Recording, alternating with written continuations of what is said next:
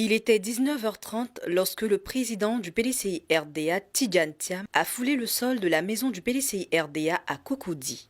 C'est dans une ambiance festive haute en couleurs que le président du PDCI-RDA a été accueilli par les siens ce lundi 2 septembre 2024.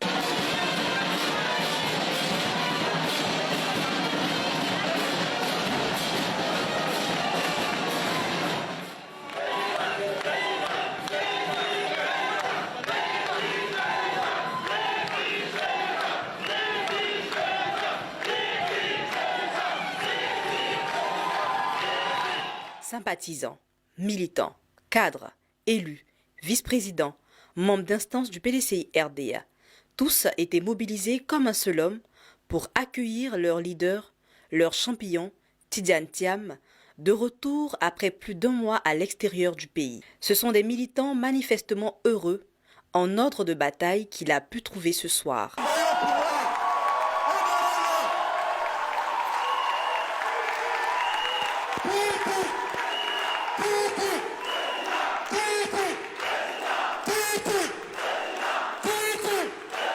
Le président du PDCI-RDA, Tidjane Thiam, a marqué sa joie de retrouver sa famille politique. Le secrétaire exécutif en chef du PDCI-RDA, Dr Emou Sylvestre, heureux de retrouver son chef, le président du PDCI-RDA, Tidjane Thiam, lui a souhaité le traditionnel Akwaba. Dr Emou Sylvestre a profité de l'occasion pour faire le point des activités menées en son absence. Nous étions si impatients de retrouver notre chef. Vous nous avez manqué énormément. Bonne arrivée, Monsieur le Président. Votre absence s'est certes fait ressentir, mais elle nous rappelle également, et utilement d'ailleurs, de prendre en compte l'importance de votre rôle et l'impact de vos actions au-delà de nos frontières. Votre voyage a une fois de plus imprimé la stature, la vision et le rayonnement de notre parti sur la scène internationale. Vous avez été, en effet, le porte-voix de nos aspirations, l'ambassadeur de nos valeurs et l'artisan des rencontres qui renforceront, à n'en point douter, la position de notre parti ainsi que les perspectives à venir de notre pays. Votre personnalité et vos compétences reconnues à travers le monde sont un témoignage éloquent de votre leadership exceptionnel et de votre sens aigu des responsabilités.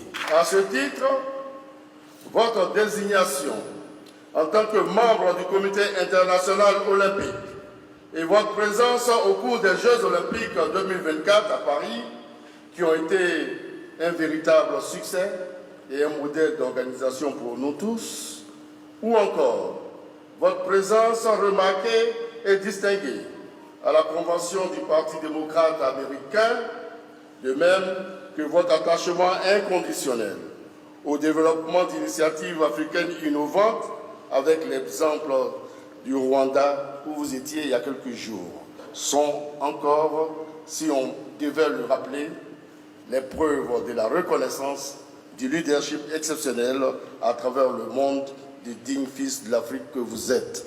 Votre retour est donc un moment de joie et de motivation pour nous tous.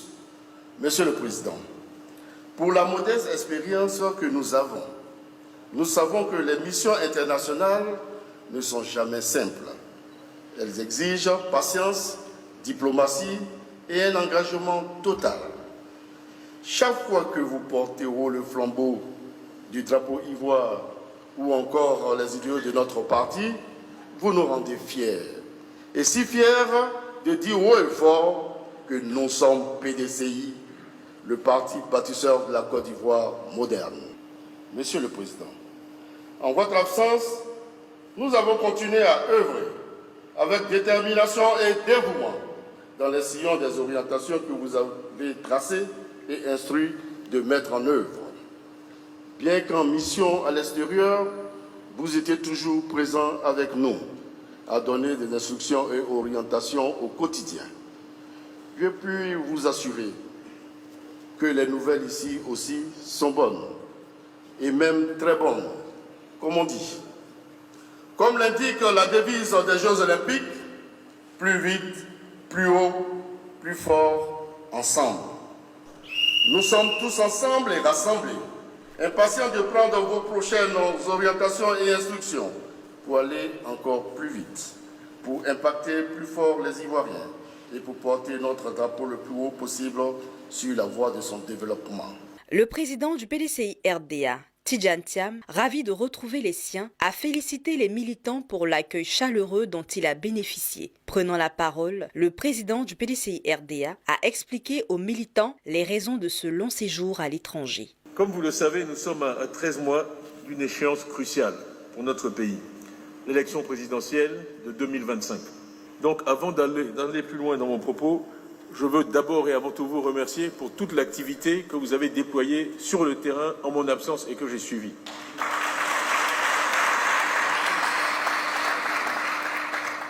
C'était presque plus impressionnant que quand je suis ici.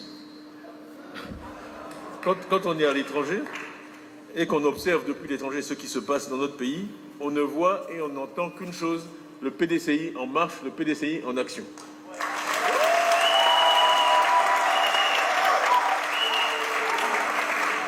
Dans tous les médias, dans toutes les parties du pays, c'était le PDCI fait ceci, le PDCI fait cela, le PDCI fait ceci, le PDCI fait cela.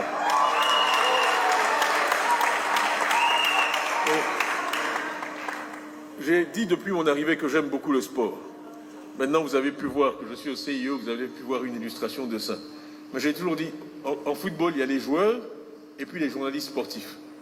Hein, mon père était journaliste, donc il ne faut pas se vexer, je ne veux pas vexer les journalistes. Mais il y a une grande différence. Les joueurs jouent, ils marquent des buts et puis les journalistes commentent.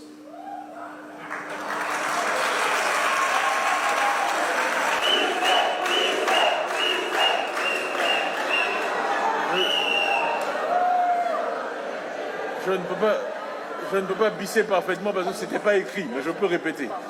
En gros, nous sommes sur le terrain, nous marquons des buts et les autres commentent.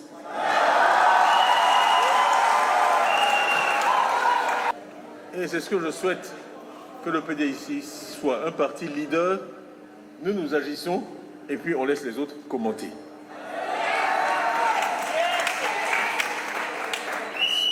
Ce qui compte dans la vie, c'est l'action. Donc vous avez vu, on a commencé à s'ouvrir et vous avez vu les commentaires. Donc on va continuer sur la même voie. Comptez sur nous. Donc j'ai observé avec satisfaction les activités que vous avez menées sur l'ensemble du territoire, comme je l'ai dit, particulièrement en direction de la jeunesse pendant ces vacances scolaires, avec de nombreuses coupes et épreuves sportives et en faveur de l'enrôlement de nos populations sur les listes électorales. J'ai noté l'implication de nombre d'entre vous dans les activités du parti, qu'il s'agisse de mobilisation pour les identifications, l'établissement des pièces administratives, des nouveaux majeurs et des majeurs sans papier, ou la poursuite du maillage du terrain, ou des journaux d'orientation des nouveaux adhérents, des préparatifs des assises de la jeunesse, et j'en passe. Il y a eu vraiment une activité absolument phénoménale pendant ces mois de vacances, et vraiment, de nouveau, je vous félicite et je vous remercie pour ça. Je regarde IPDCI, c'est quand même une innovation vraiment de taille et qui fait une différence. On m'arrête tout le temps dans la rue quand je suis en déplacement, quelqu'un m'a arrêté récemment, j'ai pu dire, écoutez, allez sur IPDCI, vous allez voir, vous pouvez vous inscrire, et il n'en revenait pas. Ça a marqué une différence, et je dis bravo donc, pour toutes ces initiatives.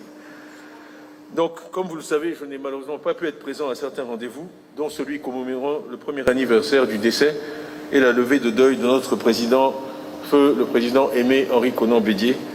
Je tiens ici, bien sûr, une fois de plus, à lui rendre un hommage solennel, et j'ai présidé à Paris, certains d'entre vous y étaient, une messe de requiem en sa mémoire, avec la haute représentation de la diaspora et de très nombreux Ivoiriens.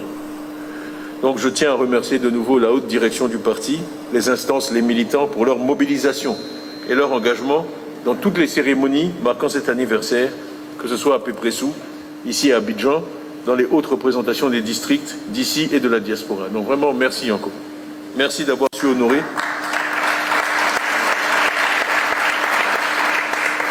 Honorer la mémoire de notre illustre disparu à travers votre présence aux côtés de notre maman Henriette Konan Bédié. Merci.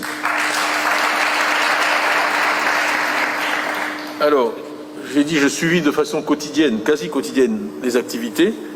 Et vous avez eu la gentillesse de dire que vous êtes fiers de moi, mais moi, en retour, je suis extrêmement fier de vous.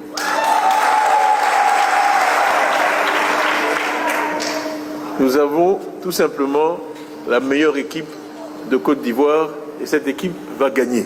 Cela dit, le travail que nous menons sur le terrain est absolument nécessaire, mais il n'est pas suffisant. L'extérieur du pays, certes, ne vote pas lors de nos élections, mais nous savons tous que cet extérieur joue un rôle primordial dans nos élections. Et donc, une de mes responsabilités principales en tant que président du parti est bien de promouvoir l'image de notre grand parti auprès de décideurs clés et, au-delà, auprès de l'opinion publique internationale, qui est un acteur silencieux, mais ô combien influent. Donc, ayant passé quelques semaines à l'extérieur et ayant échangé avec littéralement des centaines d'interlocuteurs, je peux vous dire ceci, que l'image de notre parti est non seulement bonne, mais aussi en amélioration continue.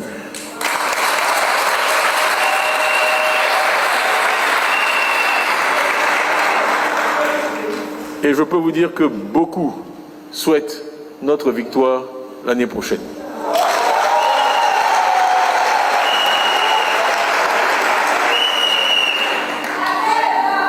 Donc, Monsieur le Président honoraire, Mesdames et Messieurs les vice-présidents, Mesdames et Messieurs les délégués, Messieurs les hauts représentants, chers militantes, chers militants, comme je le disais tout à l'heure, mon absence du pays m'a permis d'honorer des engagements importants pour le pays et pour le parti de longue date. Donc, s'agissant de ma présence à Paris, en fait, je suis membre du CEO depuis 2019, donc ce n'était pas opportuniste. Je suis membre du CEO, ça fait 5 ans.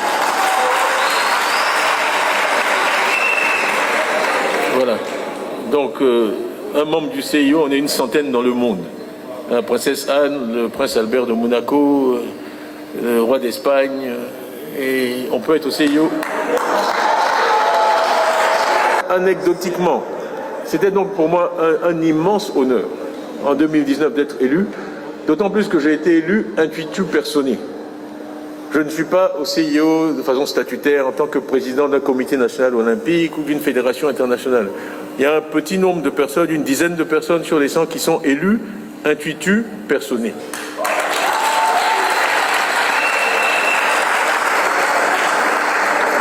Voilà. Donc c'est vraiment, anecdotiquement, vous avez vu qu'il pleuvait beaucoup le jour de la cérémonie d'ouverture. On était... Bon, il y avait la tribune présidentielle et puis il y avait la tribune du CIO, on était juste en dessous et on a été vraiment arrosé pendant 4 ou 5 heures. Et je dois dire, c'est intéressant, mais le prince Albert était 2 rangs devant moi. Il est resté jusqu'au bout sous la pluie. Son protocole est venu le chercher 3 fois, il y avait l'émir, il n'a pas bougé. Et cet esprit-là, c'est l'esprit olympique. On y est pour la promotion du sport dans le monde, pas pour notre promotion personnelle. C'est aussi une structure apolitique, ça je tiens à le dire. Donc, mon élection au CIO précède mon élection en tant que président du PDCI. Donc, il n'y a pas de confusion possible. Et comme moi, effectivement, j'adore le sport, je n'ai pas eu la chance de... Mon frère Aziz, qui est ici, qui a été champion du Maroc du 200 mètres, moi, j'étais pas aussi bon que ça. Donc, je me suis contenté de remettre les médailles du 400 mètres. Et c'était ma manière à moi de toucher aux médailles, parce que je ne peux pas en gagner. Donc c'était un moment d'émotion, et puis bon, vraiment, j'étais très heureux d'avoir cet honneur, ce plaisir dans le Stade de France qui est magnifique, de pouvoir remettre à ces jeunes athlètes les médailles dans une discipline reine du sprint. C'était un moment fort. Mais j'ai pu aussi rencontrer la délégation ivoirienne, bien sûr. J'ai assisté à de nombreuses épreuves auxquelles ils participaient, je les ai encouragés quand c'était nécessaire. Et il y a eu aussi en parallèle un sommet organisé par l'Agence française de développement, qui est dirigé par un de mes bons amis, Rémi Rioux. Et donc il y a eu beaucoup de chefs d'État africains sont venus, et j'ai pu vraiment à cette occasion aussi échanger avec beaucoup d'entre eux, ce qui était extrêmement profitable, parce que le sommet était... Comment dire ça ? Beaucoup de chefs d'État ont fait le déplacement, parce qu'en fait l'idée derrière, et on en reparlera, c'est de décupler l'investissement dans les infrastructures sportives en Afrique, en considérant que le sport c'est un vecteur essentiel de formation pour la jeunesse. Donc c'est quelque chose qui est, je dirais, congruent avec les valeurs du PDCI, qui est conforme à nos valeurs, conforme à nos priorités. Donc le temps passé au CIO et sur toutes ces questions n'est pas du temps perdu, c'est du temps qui va finalement se traduire de façon concrète pour nos jeunes. Et enfin, je voudrais juste dire un mot sur hier, parce que hier j'étais au dimanche, j'étais avec l'équipe paralympique. Et ça, c'était vraiment un grand moment d'émotion aussi, un moment important, parce que parmi nos frères et sœurs, beaucoup souffrent de handicap, d'une manière ou d'une autre. Et moi, j'étais sur des chiffres, je leur disais 15%, eux, ils disent 18%. Donc, ils pensent que 18% de la population ivoirienne est affectée par un handicap d'une manière ou d'une autre. Et ils ont rendu hommage, d'ailleurs, à Madame Bédier, à ce moment-là. Et ils ont eu la gentillesse de répéter ce qu'ils avaient dit pendant les obsèques du président Bédier, qu'en tant que directeur du MNED, j'avais fait construire les premières rampes d'accès pour les étudiants handicapés sur le campus d'Abidjan ici, et ils m'ont remercié. Et je dois dire, quand ils ont souligné ça pendant les obsèques du président Bédier, j'avais été surpris et touché que 30 ans après, des gens qui n'étaient même pas nés, ils se sont passés ça de génération en génération. Ils ont gardé, ils sont très loyaux et très reconnaissants, et ils ont gardé le souvenir de ce qui a été fait pour eux par Madame Bédier, par l'association Servir, que moi aussi j'ai soutenu à mon niveau. Mais mon point sur eux, c'est que je leur ai dit deux choses. Un, c'est que j'ai beaucoup d'estime pour eux, et que pour moi, ce sont des gens qui sont des modèles. Donc, il ne faut pas voir ce qu'on fait vis-à-vis d'eux comme de la charité. Moi, je les prends en modèle pour les jeunes qui se découragent peut-être trop facilement. Parce que quand on voit les handicaps qu'ils ont à surmonter, bon, leur président, il est allé à l'école à 10 ans, parce qu'il ne pouvait pas il ne pouvait pas se déplacer, et il fallait qu'il trouve quelqu'un pour le porter au dos pour aller à l'école tous les jours. Ça, ce sont des situations tragiques. Ils m'ont demandé qu'on ait plus que 3. Donc je leur ai dit que s'ils votent bien, s'il plaît à Dieu, on aura plus que 3 au prochain jeu paralympique. Ils sont à Los Angeles en 2028. Je leur ai dit, il n'en tient qu'à vous. Vous avez vu maintenant que je suis motivé, donc maintenant, si vous nous mettez en position, on fera ce qu'on peut pour eux. Effectivement, j'étais à la convention du Parti démocrate, et ça, c'est vraiment aussi intéressant, parce que ça vous montre, un, que la politique est importante, et que deux, en politique, tout est toujours possible. Vous avez vu comment ils ont retourné la situation. Ils sont passés de quasi perdants à faire la course en tête. Et cette convention était remarquablement organisée. Donc moi, ça m'a donné des idées d'ailleurs. J'étais un peu en voyage d'études pour le moment venu. Il y a pas mal d'idées qu'on pourra... Voilà. Et j'ai pu rencontrer un des opposants qui ont gagné des élections ailleurs, et notamment le Premier ministre du Kosovo, qui a dit qu'il y avait 3 éléments dans sa stratégie. C'était les femmes, les jeunes et la diaspora. J'ai pu aussi rencontrer des militants à Chicago. C'était court, mais ils se sont déplacés, certains de New York, certains de Washington, dont le jeune Porquet, qui était là aussi.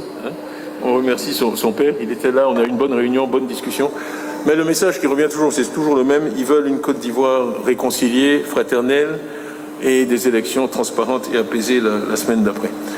Donc après ça, je me suis rendu en fait à Kigali. Alors Kigali, il faut aussi que j'explique. En fait, certains auront vu qu'il y avait un forum à Kigali l'année dernière que j'ai lancé sur les fintech en Afrique, qui a été vraiment un grand succès. Il y avait 68 nationalités et plus de 3000 personnes, et on devait le refaire cette année. Et ça y est, la communauté internationale, bon, il y a eu 60% d'annulation du jour au lendemain. Vous avez vu qu'il y a le Mpox, le Monkeypox, la variole du singe, qui a commencé. Alors qu'il n'y avait quasiment aucun cas au Rwanda, tous les participants étrangers ont annulé.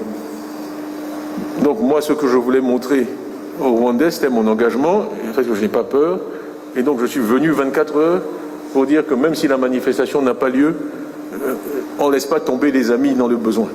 Donc je pense que c'est important dans ces moments-là de se manifester pour montrer que bon, on n'est pas comme les oiseaux qui quittent l'arbre dès qu'il y a un peu de vent. Donc c'était important. Après ça, j'ai pu aller en fait en Italie. Ça, c'est la fondation Konrad Adenauer. Certains d'entre vous la connaissent. On fait beaucoup de travail avec eux et ils nous aident beaucoup. Ils aident beaucoup à la promotion de la démocratie en général dans le monde. Je retiens de tous ces voyages, de tous ces échanges, toutes ces rencontres, en fait, le crédit dont bénéficie notre parti. Croyez-moi, les décennies de progrès, le fait que notre parti ait pu faire de la Côte d'Ivoire ce qu'elle est et la gérer dans la paix n'échappe pas aux observateurs avertis. Et je dirais même que certains des développements, depuis que le PDCI est parti du pouvoir, n'ont fait que renforcer le respect pour ce que le PDCI avait accompli quand il était au pouvoir. Avec 10 ans, 20 ans de recul, les gens évaluent de façon différente ce qui a été fait. Et donc il y a un véritable appétit, je l'ai dit, pour le retour du PDCI aux affaires et pour retrouver ce que le PDCI a apporté. Et donc je voudrais faire le lien avec mon discours du 7 août, que j'espère certains d'entre vous ont pu suivre, parce que j'ai dû le faire de l'étranger. Mais si vous vous rappelez, le seul thème de ce discours, c'était la paix. Je n'ai parlé que de la paix. J'ai parlé des dégâts que la violence et les conflits font. Parce que si vous décidez de creuser un trou, puis vous tombez dedans, et puis vous voulez qu'on vous félicite parce que vous êtes en train de faire des progrès pour ressortir du trou. Je dis, vous creusez un trou, vous-même vous tombez dans le trou.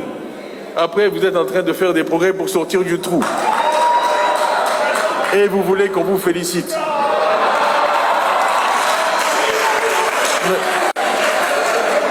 Il vaut mieux ne pas creuser de trou. C'est simple. Il vaut mieux ne pas creuser de trou. La paix, c'est ça. La guerre, c'est le trou. C'est pas compliqué. Celui qui ne creuse pas de trou ne tombe pas dedans. C'est ce que j'ai dit le 7 août de façon un peu plus compliquée, mais c'est le même message. Et cette fameuse affaire d'IDH, c'est juste une manière de répéter ce même message. Vous partez d'un point donné, vous créez un tas de problèmes, vous reculez, après ça, bon, vous avancez un peu, mais vous serez toujours tellement loin derrière le point d'où vous êtes parti, que vraiment j'espère que cette leçon est apprise.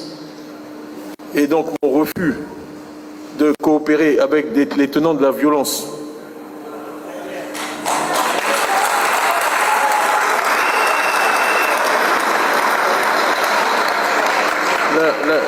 la fin ne justifie pas les moyens. Tous les moyens ne sont pas bons pour arriver au pouvoir. Et moi je refuse de pactiser avec ceux qui ont recours à la violence.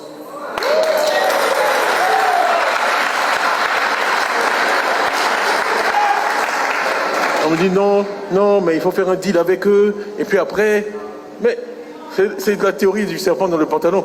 Une fois que tu as mis le serpent dans ton pantalon...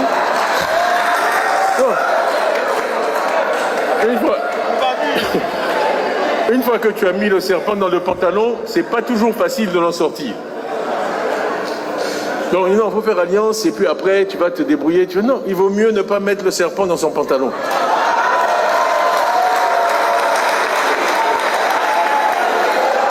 Je ne sais pas comment on sort un serpent d'un pantalon, je n'ai jamais essayé. Et je n'ai pas l'intention d'essayer. Je laisse ça à d'autres. Moi, je ne suis pas assez habile. Donc je préfère les serpents, je préfère les laisser à côté. Voilà. Donc je pense qu'on s'est compris. Je vous remercie d'être venus aussi nombreux ce soir. Il suffit de regarder ce voyage dans lequel on s'est embarqué le 23 décembre, 22 décembre à Yamoussoukro l'année dernière. Aujourd'hui, nous sommes en septembre. Je crois qu'on peut dire sans se vanter que le bilan est positif. Certains me disent « Ah, mais il ne faut pas te décourager ». Ça ne me décourage pas du tout. Les critiques, au contraire, ça m'encourage.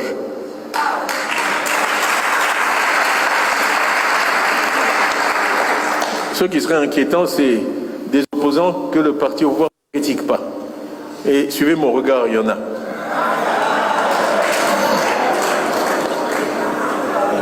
Si vous êtes un opposant et que le parti au pouvoir ne vous critique pas, vous avez des questions à vous poser. Il faut que nous continuions à nous mobiliser, qu'on reste en ordre de bataille. Moi, je suis certain que la victoire est au bout de nos efforts.